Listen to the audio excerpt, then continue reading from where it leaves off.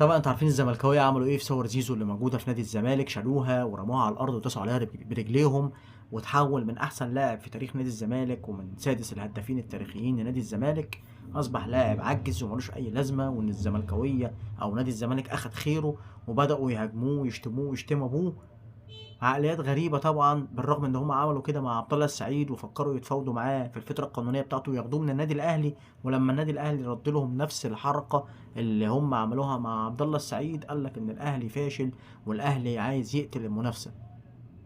طب وأنتم اللي أنتم عملتوه مع عبد الله السعيد ده كانت ضربة معلم وكانت حرفنة وحلويات وبالسكر وبالسمسم، واللي الأهلي عمله ده غلط وحرام وبيقتل المنافسة؟